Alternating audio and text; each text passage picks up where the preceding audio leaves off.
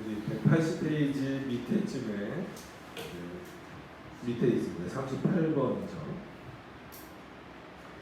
읽으면서 진행하도록 하겠습니다.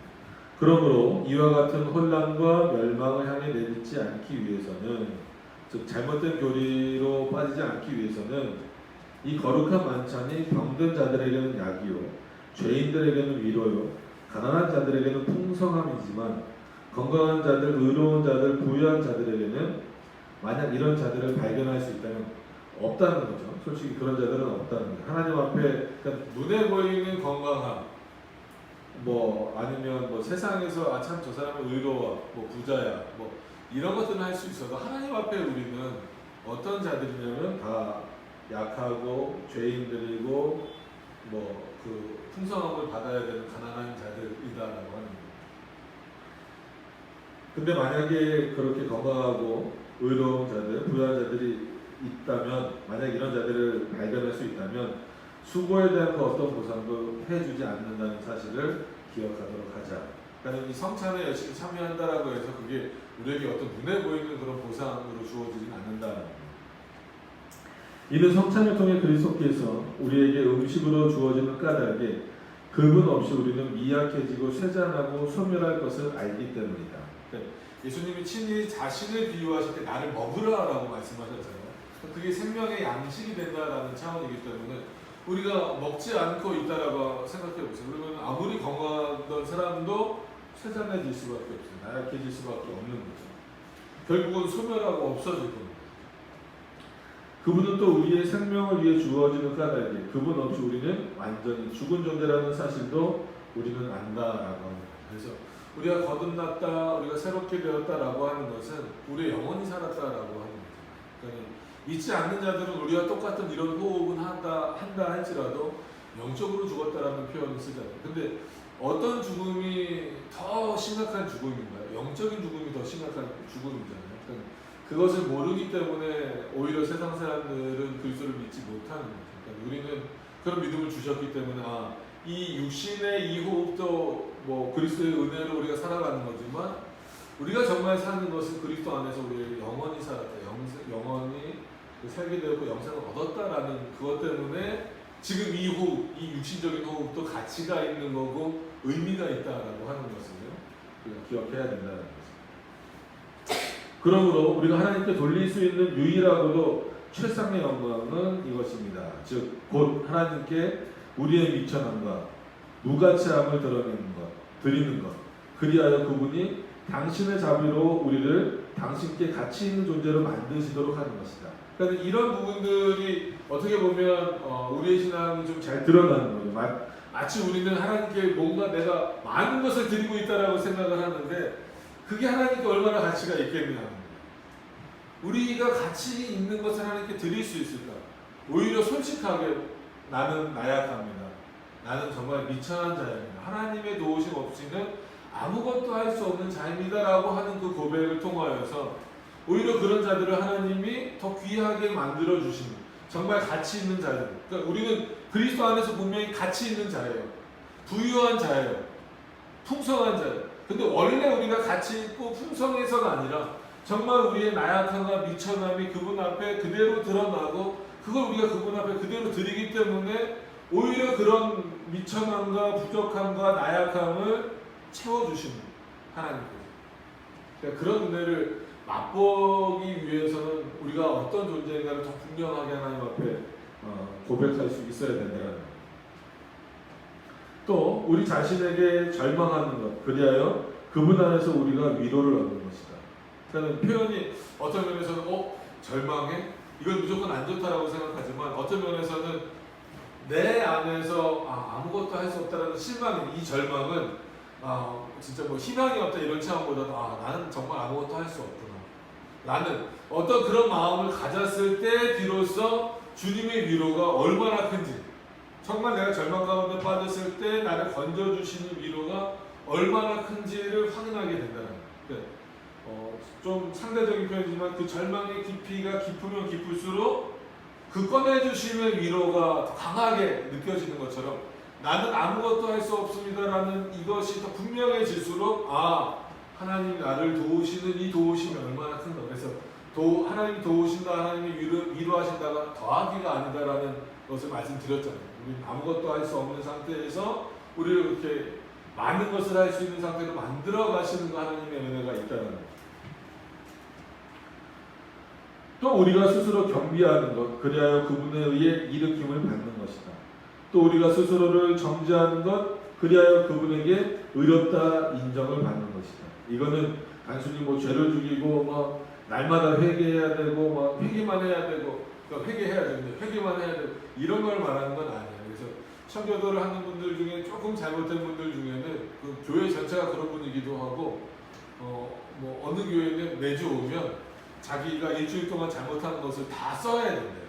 예배 전에 다 써야 되고 그거를 일일이 막 한마디로 눈물을 흘리면서 회개하지 않으면 그 예배에 참여를 못합니다. 만약에 제대로 안 하면 목사님이 보기 제대로 안 하면 다시 이렇게 회개하라고 뭐 이렇게 한다고 해요. 근데 그거는 또 너무 잘못된 그런 차원이 아니라 늘 우리가 죄를 짓고 있다라는 죄에 빠져 있다라고 하는 것을 고백하는 그것을 확인할 때 뭐가 더 커지냐면 날마다 우리에게 부어지는 그리스도의 은혜가 얼마나 큰지. 그래서 늘 말씀드리는 것처럼 우리 날마다 죄를 짓고 있지만 그리스도의 은혜는 우리가 짓는 죄보다 그 죄를 덮을 만큼의 더 큰 은혜가 주어지기 때문에 우리가 산다라고 말씀을 드립니다. 그렇다고 우리가 죄로부터 막 자유로워서 그럼 뭐 그리스도의 은혜가 우리 죄를 덮는다니까 나 막 살아도 되겠네 그런 차원이 아닌 거죠.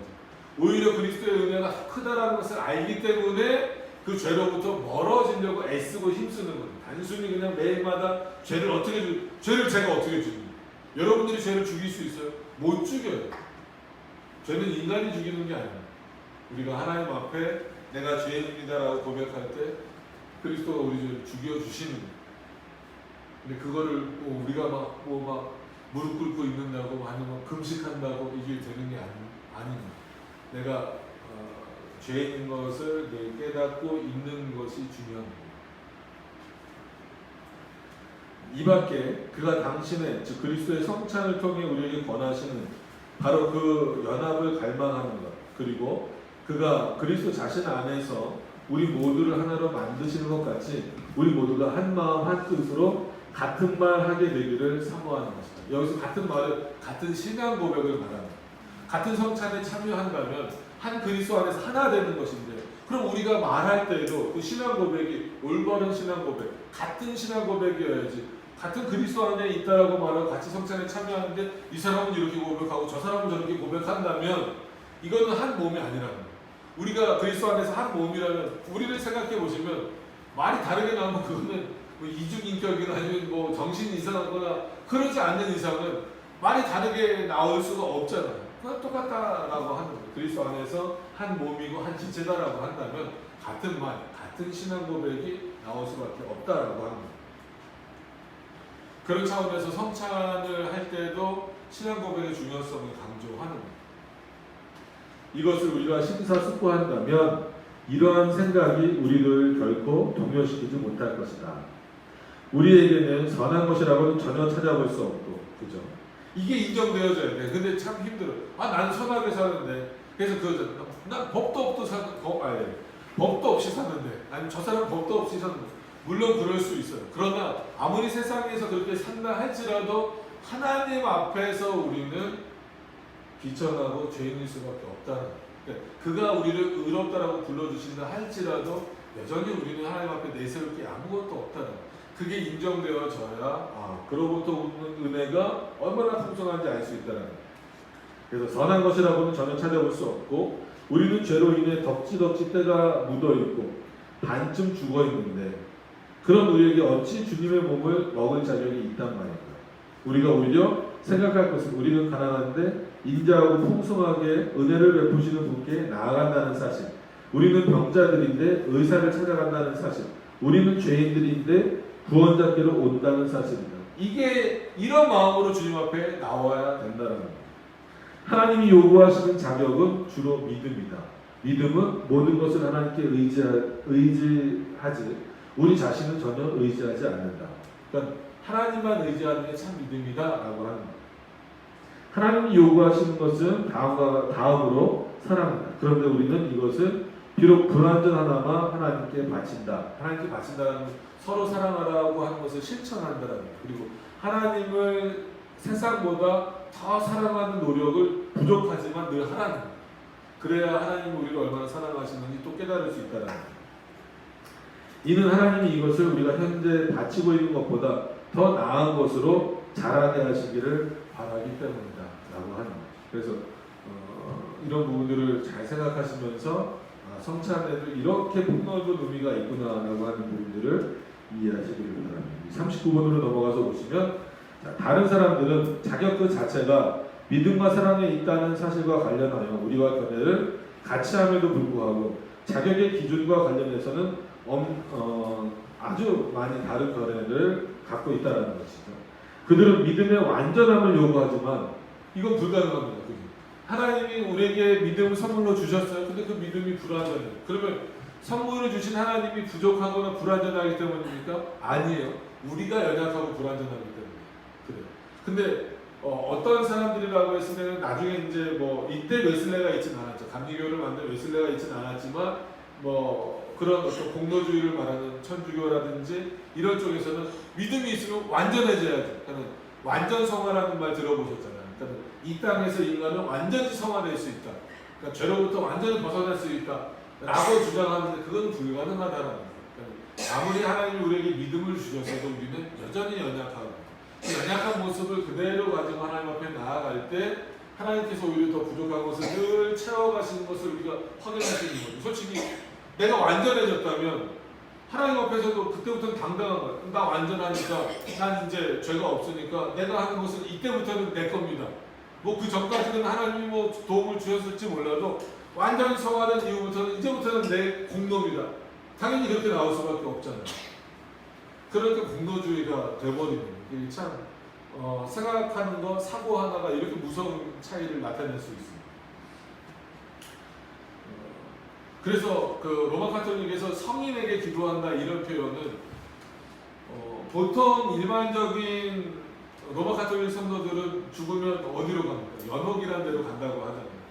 근데 성인, 일명 뭐 우리가 그 성인이라고 부르는 그 사람들은 바로 천국에 가는 거예요. 그러니까 예를 들면 뭐 표현이 그렇지만 컵으로 얘기하면 일반 성도들은 한 요 정도 차는 거예요. 그러니까 바로 천국에 못 가요. 공로를 쌓으려면 연옥에 가서 이만큼을 채워야 되는데 못 채우잖아요. 그런데 성인들은 차고 흘러 넘친다는 거예요. 그래서 성인들에게 기도하는 것은 이 흘러 넘치는 은혜를 달라는 거예요. 근데 어떻게 달라고 해요? 여기서 못 하잖아요. 연옥에서. 그러니까는 후손들이 해줘야 되는 거예요. 그럼 기도하십시오 이러면 되는데 그 기도에 꼭 뭐를 요구하는 거예요? 돈을 요구하는 거예요. 그게 면제부입니다. 면제. 그래서 표현하는 게 그때는 뭐 집회가 거의 없이 이제 동전이었을 때잖아요. 그래서 당신들이 헌금함에 동전을 떨어뜨릴 때 그 동전 소리가 들릴 때 당신들의 선조, 그러니까 죽은 연옥에 있는 선조들의 영혼이 스프링처럼 튀어서 천국으로 올라갈 것이다. 이게 천주교에서 그 로마 가톨릭 교인들에게 했던 표현. 이 사고에서 지금도 안 바뀝니다. 그러니까 이게 참 무서워요. 그러니까는 어떻게 보면 그런 걸 다 이용하는 거예요. 지금 당신 부모님이 천국이 아니라 연옥에 머물러 있는데 부모님이 천국에 가게 하려면 지금 거기서는 공로를 쌓을 수 없고 그러면은 여러분들이 공로를 쌓아야 되는데 그 공로 중에 가장 쉽게 쌓을 수 있는 건 뭐냐면 면제부를 사는 것이다. 그래서 면제부를 파는데 그 가격이 점점 올라가는 거예요. 그래서 이제 돈장사처럼 돼 보이는 거예요. 안타까운 거예요. 근데 이런 사고가 그 정도까지는 아니어도 교회 안에 잘못 들어와 버리면 우리가 예를 들어서 헌금을 드릴 때 우리는 어떤 의미에서는 과거에 두려웠던 개념도 있단 말이에요. 그래서 헌금 액수가 중요한 것이 아니라 정말 헌상의 마음으로 믿음으로 신앙 고백을 담아서 드리기 때문에 저희 뭐 주보에도 뭐 액수가 나오지도 않고 뭐 나오지도 않는 거예요. 그런데 뭐 헌금을 많이 하면 많이 할수록 축복이 주어집니다. 그렇지 않아요. 물론 물질이 있는 곳에 그 마음이 있다라는 그 의미도 분명히 있지만 그건 헌금을 단순히 액수를 많이 하라는 의미가 아니라는 거예요. 그러니까 이런 오해들이 자꾸 교회가 요즘에 외부에서 교회를 볼 때 교회는 뭐 코로나 때도 모이는 거는 결국은 돈 벌기 위해서 하는 거 아니야? 뭐 이런 어떤 논리로 보여지는데 밖에서 그렇게 볼 수 있는데 성도들 안에서도 그런 사고를 갖고 접근하다 보니까 참 걱정스러운 시대가 되는 그런 내용들이 바로 이런 데에서 출발점이 있는 나는 이제 완전해졌는데 이제부터는 내 공로야. 내가 이렇게 있으니까 하나님 나에게 뭔가 보상을 해주고 뭔가 많은 것을 줘야 이런 개념이 이제 무섭게 자리를 잡게 돼요. 상당히 조심하셔야 되는 부분이죠. 자, 더 나가서 보시면 그들은 또 그리스도께서 우리에게 행하신 사랑과 동등한 사랑을 요구한다. 참 어려운 부분인데 요구하시는 겁니다. 그런데 이 성찬에 참여하는 일이 지극히 거룩한 일임에도 불구하고 이들은 앞에 언급한 자들이나 마찬가지로 성찬에 참여하는 일을 모든 사람으로 하여금 두려워하게 만들고 있다. 그러면 막 보여지는 걸로 막 무섭게 만드는, 돈이 없으면 참여하지 못하는 방식으로 가기도 하고 그런 거죠. 이는 만약 그들의 견해가 옳다면 성찬을 받는 사람 중 합당하게 받을 사람 아무도 없을 것이다. 그죠? 어느 누가 성찬을 제대로 받을 수 있겠어요? 이는 단 한 사람의 예외도 없이 모두가 다 죄인으로 간주될 뿐 아니라 자기가 불완전하다는 인식에서 벗어날 수가 없기 때문이다. 그러니까 완전한 사람만 성찬에 참여할 수 있다? 그러면은 교황도 안 될 거야. 어느 누가 될 수 있냐? 바울도 안 되고 칼빈도 안 되고 아무도 안 될 거라고.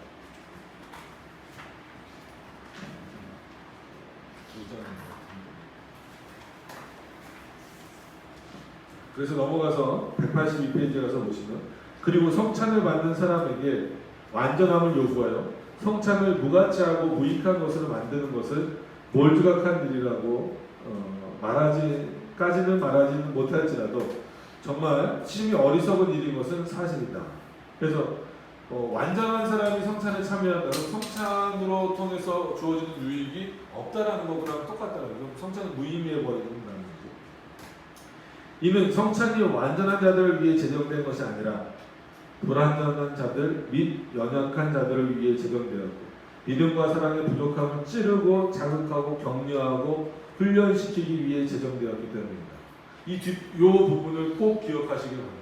완전한 자들을 위해서 성찬을 제정하신 것이 아니라 불완전하고 연약한 자들을 위해서 제정하셨는데 여전히 믿음과 사랑이 부족한 자들을 위해서 제정하셨는데 찌르고 자극하고 격려하고 훈련시켜서 궁극적으로는 하나님 앞에 온전히 더 서나갈 수 있는 자들을 만들어 가시기 위하여서 그 성찬을 제정하셨다라고 합니다. 그래서 늘 말씀드리지만 성찬에 함부로 참여해서도 안 되지만 나는 성찬에 참여할 만큼 완전해라는 이 사고도 엄청나게 교만한 거다.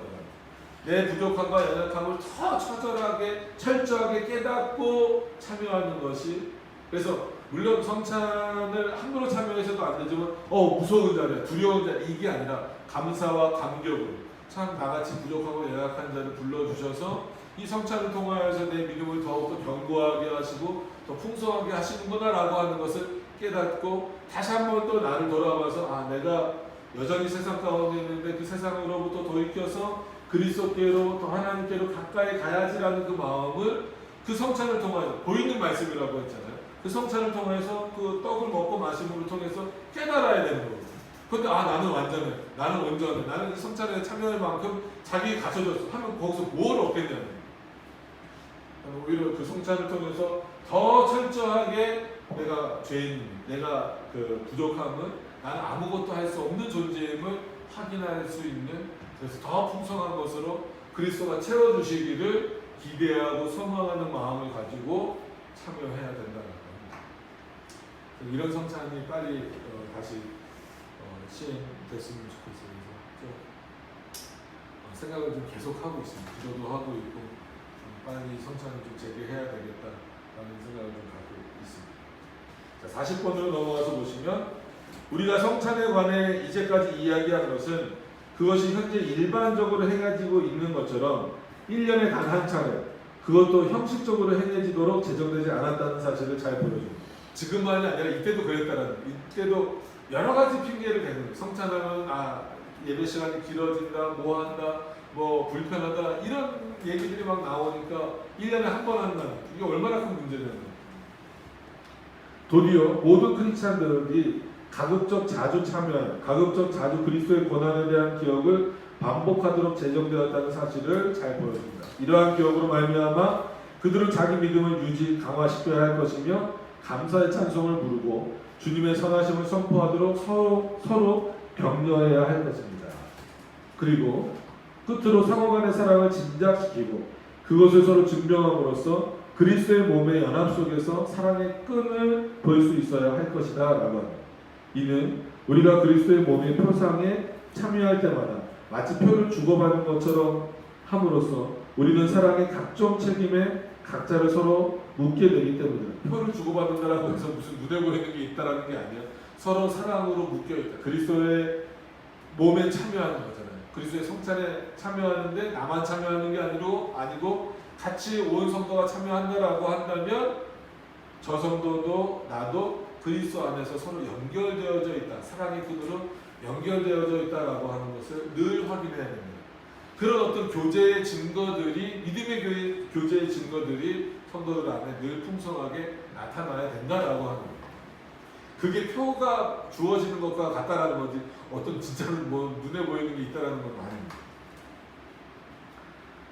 그리하여 우리 중 아무 형제를 해치는 일을 허용치 않게 되면 필요할 경우에는 형제를 돕는 일에 우리가 할 수 있는 일을 결코 등한시하지 않게 된다라고 합니다. 누가는 그러니까 사도 누가를 말하는 겁니다. 누가는 사도행전에서 말하기를 초대 예루살렘 교회에서는 믿는 사람들이 사도의 가르침을 받아 서로 교제하며 떡을 떼며 기도하기를 전혀 힘쓰니라 이렇게 말했다. 그러니까 사도의 가르침이기 때문에 이거는 하나님의 가르침 그리고 그 교회의 질서에 따라서 성생활에 참여하고 떡을 떼고 기도하기에 힘쓰라 이런 어떤 말씀입니다. 그래서 교회의 어떤 집회도 말씀과 기도와 성찬 참여와 구제 없이는 거행될 수 없다는 규례가 확립되었다. 고린도 교회에서도 이 같은 규례가 확립되어 있다는 것은 바울 서신을 통해 잘 추론해 볼 수 있다. 그래서 이게 흐트러지는 것에 대해서 바울이 굉장히 경고를 하는 겁니다. 왜 너희가 그 성찬에 같이 참여하는 자로서 밥 먹을 때는 당을 지어서 먹느냐? 뭐 개바파, 아볼로파, 예수파에서 따로 먹느냐? 근데 그게 어떤 파로 나눠져 있지만 되게 어떤 그 계급처럼 아니면 그 뭐 물질이 있고 없고 이런 것처럼 모여서 먹는 거예요. 그래서 지금 예를 들면 안 좋은 모습들이 그 직업끼리 먹거나 아니면 뭐 같은 뭐 이렇게 뭐 저기 뭐 친한 사람들하고 당연히 먹어야 되겠죠. 뭐라고 표현해야 될까요? 뭐 이렇게 무리를 지어서 이렇게 먹거나 이렇게 뭐 해버리면 성찬을 참여한 의미가 다 없어지잖아요. 이렇게 참 문제가 되는 거죠. 교회가 성장하면 성장할수록 이런 문제들을 굉장히 우리가 좀 조심해야 될 부분 중에 하나죠. 그리고 성찬을 1년에 한 번 시행하도록 하는 이 관습은 마귀가 발명한 것이 아주 확실하다. 칼빈은 뭐 아주 뭐 돌아가진 않아. 돌려서 얘기하는 적이 없어요. 이거는 사단적이에요. 1년에 한 번 하는 것은 이렇게 누가 이런 관습을 하는 성경에도 없는 거예요. 성경은 오히려 매주 하라고 하는데 1년에 한 번 하라. 너희들 편히 위해서 뭐 한 1년에 2번 해라 3번 이거는 마귀가 만든 거다. 도대체 누구 손을 통해 그것이 들어왔는지 그거는 알 바 아니다. 지금 이게 이렇게 됐다는 게 중요한 거다라는 거예요. 사람들은 죄PD님 그 교서의 저자라고 말하는데 그건 뭐 중요하지 않다는 거예요. 나는 그것이 지금 우리 수중에 있는 것과 같은 것이었을 것이라고 믿을 수가 없다. 이는 그가 그 교서를 통해 당시 교회에 필시 아주 나쁜 결과를 초래하지 않았을 것이기 때문입니다. 정말 당시 성찬식이 신자들이 집회로 모일 때마다 거행되었다는 사실, 그들 중 대부분이 참여했다는 사실은 전혀 의심할 수 없다라고 하는 겁니다. 그러니까 이게 이제 뒤바뀌어진 게 문제다라고 하는 거예요. 그러나 모든 사람들이 함께 참여하는 일은 거의 없었기 때문에 또 이교도들 및 우상 숭배자들과 섞여 살던 자들에 대해서 무슨 외적 표지를 통해 확인할 필요가 있었기 때문에 질서와 건증을 위해 그 성결한 인물, 그러니까 제필인에게 핑계를 댄다라는 거예요. 제필인이라는 사람이 1년에 한 번 하라 그랬더니 아니다. 그 사람은 그런 적이 없다라는 거예요. 오히려 뭘 구별하기 위해서 섞여 있으니까. 그럼 예를 들면 지금으로 말하면 우리가 신천지인들과 함께 성찬에 참여할 수 없잖아요. 그럼 뭔가 분별할 수 있는 그 기준이 있어야 되잖아요. 그래서 신앙 고백을 하는지, 뭐 세례는 받았는지 이런 기준들을 세워놓은 것을 싹 바꾸고 그 오해시켜서 참여하지 못하게 했다. 이렇기 때문에 1년에 한 번만 하라고 했다. 근데 그 사람은 이 제피린이라고 한 사람은 그렇게 말한 적이 없다. 하나님의 말씀이 왜곡되는 방식은 참 다양합니다. 그래서 잘 보셔야 돼요. 어떤 날을 지정하여 그리스도를 믿는 모든 백성이 주의 성만찬에 참여함으로써 신앙 고백을 하도록 한 것이다. 더욱이 그들은 그런 이유로 성찬식 거행 횟수를 줄이지 않았다. 이는 아나클레투스에 의해서 모든 크리스찬들이 매일 성찬식에 참여한다는 규정이 만들어진 것이 그리 오래전 일이 아니었기 때문이다. 그러나 제피린이 만든 제도가 옳은 것임에도 불구하고 후손들이 악하게도 그것을 왜곡해서 1년에 한 번 성찬식을 거행하는 것이 확고부동한 법으로 정해지게 되었다라는 거죠. 그러니까 이게 잘못된 거다. 이로 말미암아 거의 모든 사람들이 1년에 단 한 번 성찬식에 참여하고도 마치 그 해의 나머지 기간 동안에 할 일을 다 하기라도 한 것처럼 마음 먹고 편안하게 잠을 자고 있다. 참 문제인 거죠. 그래서 성찬식뿐만이 아니라 솔직히 어느 교회나 마찬가지지만 절기 때나 아니면 특히나 송구영신 예배 드릴 때가 교육이 제일 많이 와요. 그러나 1년에 한 번 오는 분들도 그때도 꼭 오죠. 그래서 나는 그 연말과 연초를 교회에서 보냈으니까 1년을 다 보낸 거예요. 이런 거가 거의 비슷한 거예요. 그냥 참 그런 부분들이 걱정스럽죠. 한 번 했다고 1년치를 다 했다 이렇게 생각한다는 건 문제입니다. 성찬식은 아주 다르게 행해져야 했다는 거예요. 최소한 일주일에 한 번은 크리스찬들의 집회 때 주의 만찬이 제공돼야 한다라는 거죠.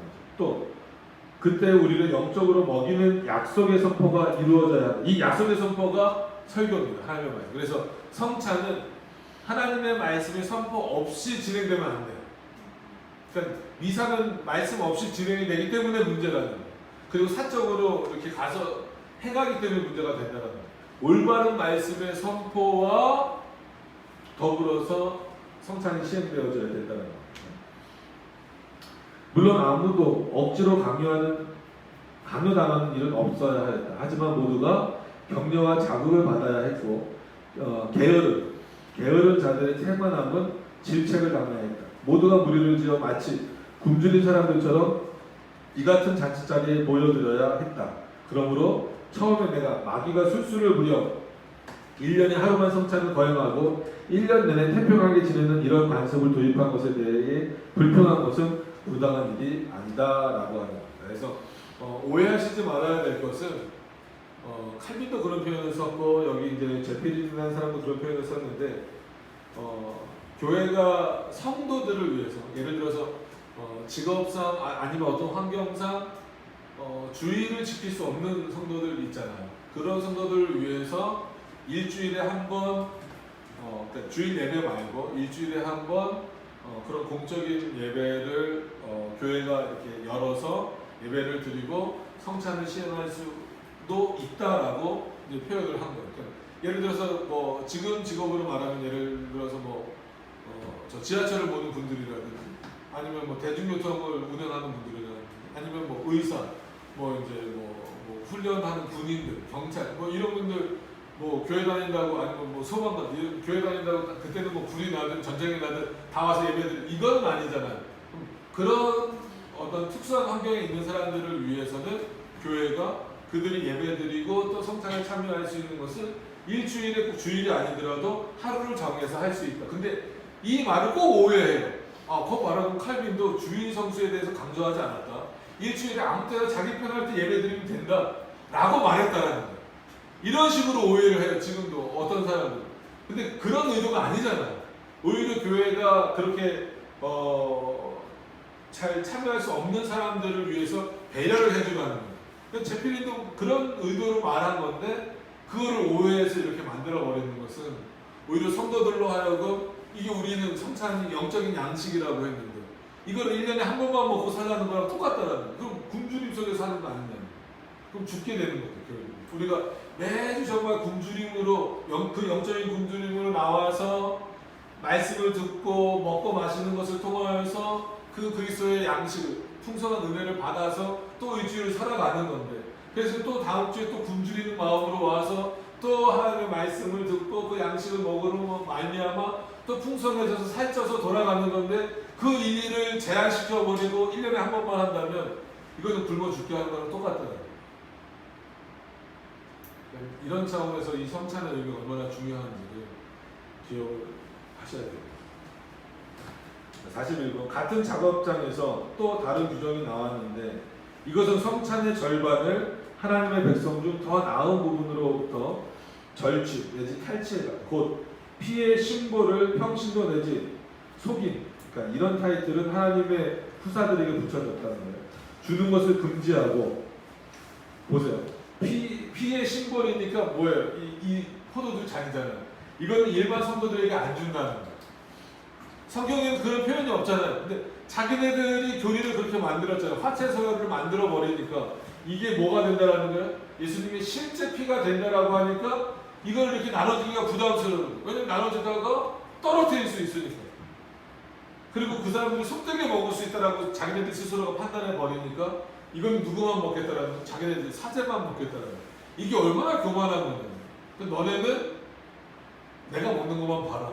그래서 그 천주교에서 하는 성찬 가서 보시면 이 잔을 이렇게 뭐 성당마다 다르긴 하지만 여기다 갖다 두는 데도 있고 이렇게 뒤에 보면은 꺼내는 데가 있어요.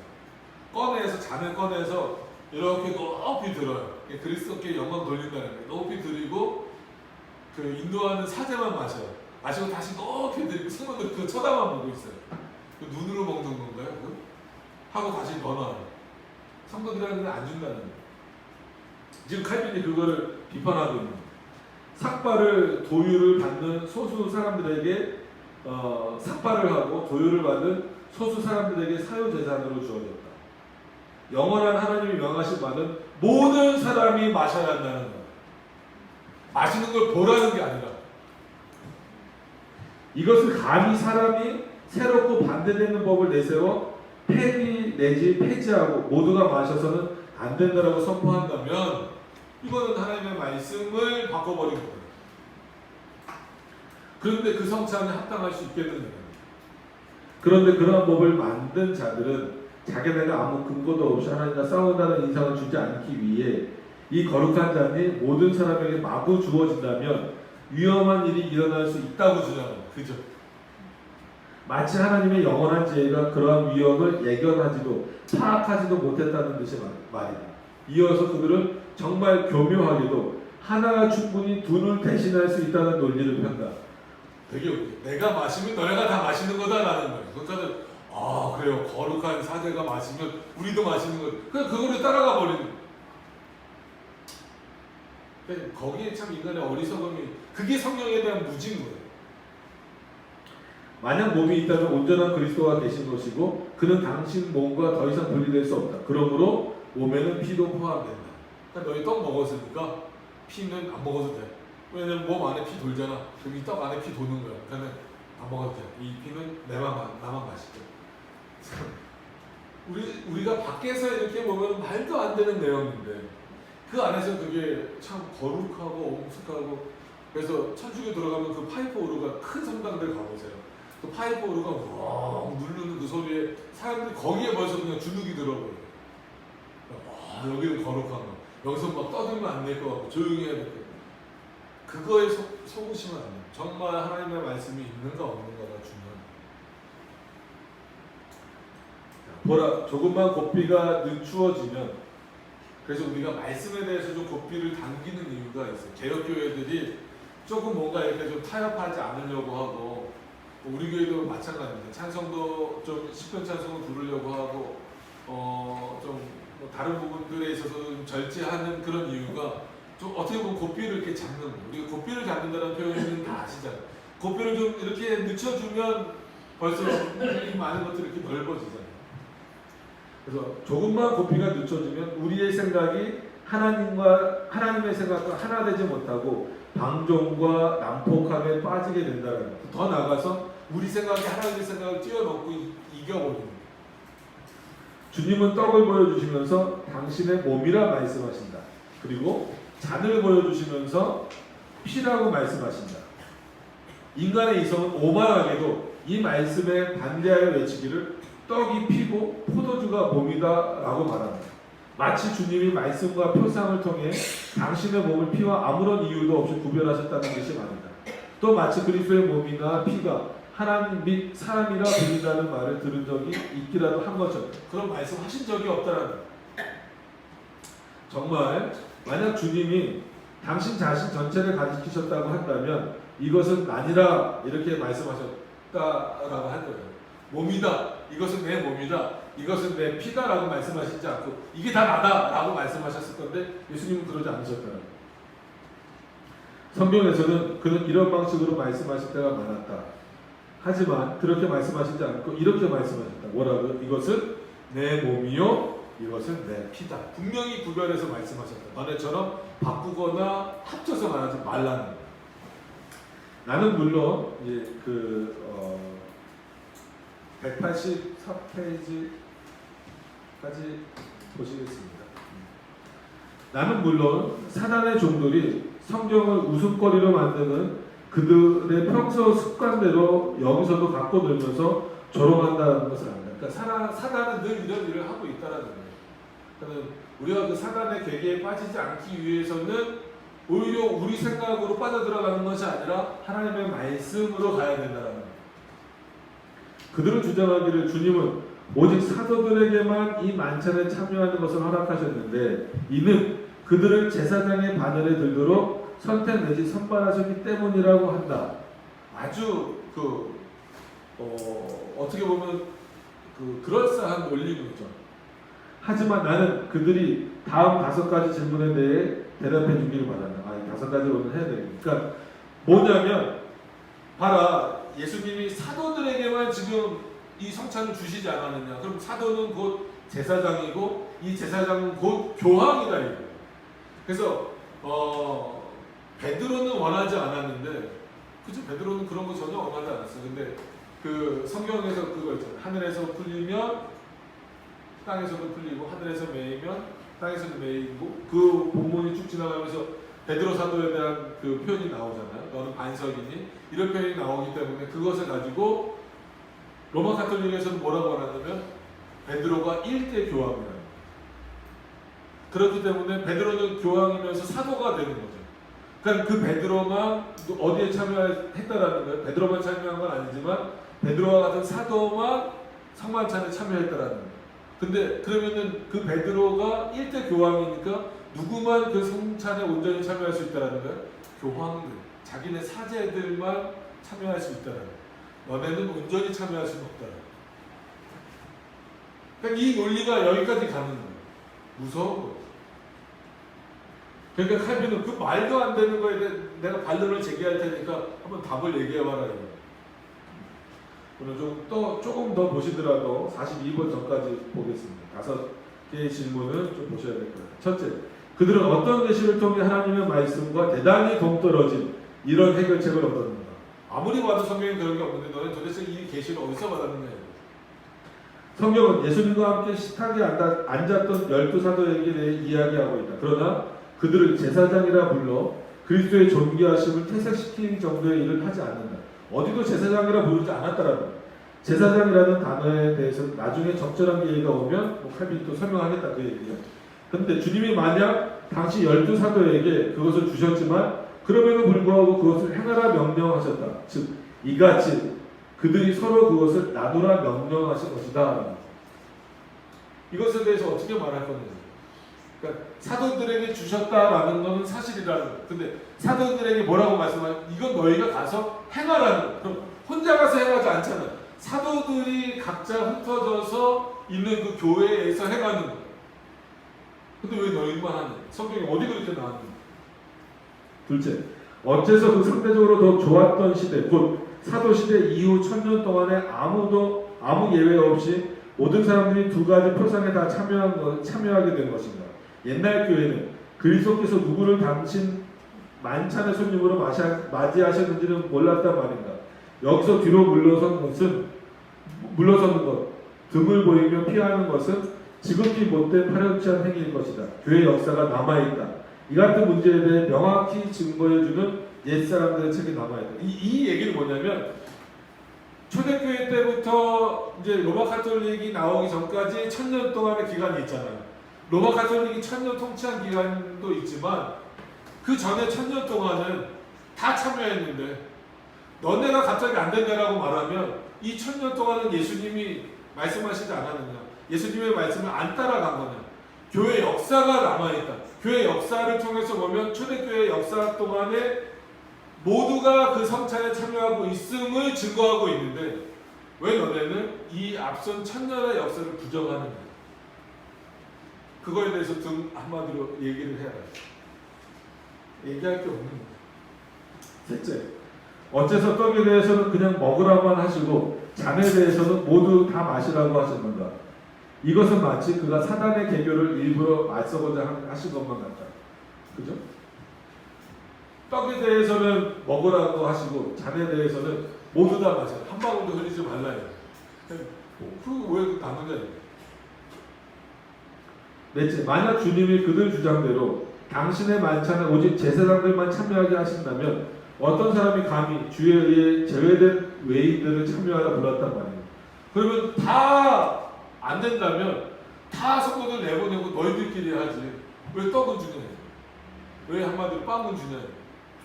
그럼 참여하는 것도 안 될 거 아니에요. 보게 하는 것도 안 될 거 아니에요. 다 그냥 자기네들끼리만 해야 돼.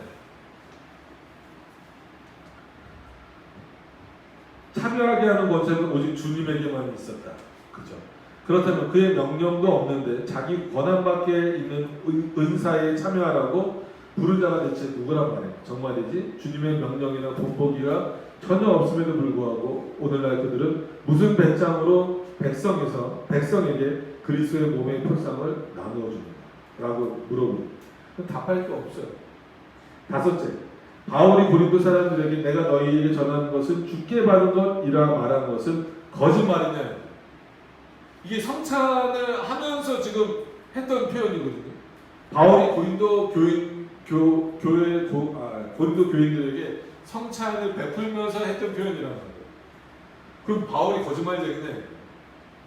이는 그가 나중에 전해받은 것에 대해 이야기할 때 모든 사람이 이 두 가지 표상에 차별 없이 참여해야 한다고 하기 때문입니다. 만약 주님으로부터 바울이 모든 사람에게 차별 없이 허락된 것을 바랐다고 하면 거의 모든 백성을 몰아내고 있는 사람들은 바울이 누구에게서 받았는지를 살펴야 할 것이다. 이는 그들이 자기네 관행의 창시자가 하나님이라는 거짓된 주장을 더 이상 할 수 없기 때문입니다. 하나님께는 예하고 아니라 함이 없다라는 거죠. 그리고 아직도 이렇게 가증한 일을 우리가 교회의 이름을 내세워 덮어야 하며 그러한 무시를 가지고 변명에 나서야 하는가. 정말이지 이것은 흡사 적 그리스도들이 그리스도의 가르침과 규례를 아주 마음대로 유린하고 부수고 없애고 있음에도 불구하고 교회라 하는 것과 같다. 그래서 칼빈도 그렇고 종교개혁자들은 그리고 우리가 신앙고백으로 삼고 있는 스미스 신앙고백에서는 로마 가톨릭을 적 그리스도의 좌소가 있는 것이다라고 표현을 합니다. 아니면 경건의 능력이 만개하였던 사도시대의 교회를 교회가 아니라고 하는 것과 똑같다라는 거예요. 만약에 로마 가톨릭 교회를 인정한다면 사도교회를 인정하지 못하는 거랑 똑같다라는 거예요. 이러한 관계 혹은 이와 비슷한 관계를 사단은 꾸며내어 마치 어두움을 짙게 들이우듯 함으로써 그리스도의 거룩한 만찬 자리를 어둡고 또 더럽게 하려고 시도하였는데 그것은 최소한 그 정결함이 교회에서 유지되지 못하게 하려는 것이었다. 근데 이것이 좋아 보이니까 요즘에 교회에서도 이 성찬 자리가 점점 화려해져. 성찬 기구들도 막 화려해지고 천주교 닮아가려고 막 잔도 막 이만한 거 갖다 놓고 막 진짜 금 있어요. 그 진짜 금이면 뭐 합니까? 그 그릇이 진짜 금인 게 그렇게 중요해요? 막 그래서 막 가운도 막 이렇게 입고 나오고. 그래서 저는 성찬할 때 가운 안 입습니다. 멋있어 보이니까 따라하는 거예요. 뭔가 이렇게 막 거룩해 보이고 하니까. 그러니까 이게 잘못됐다라고 하는 게 우리의 신앙이고 그게 종교개혁의 정신인데 언젠가부터 자꾸 그게 좋아 보이니까 따라가는 거예요.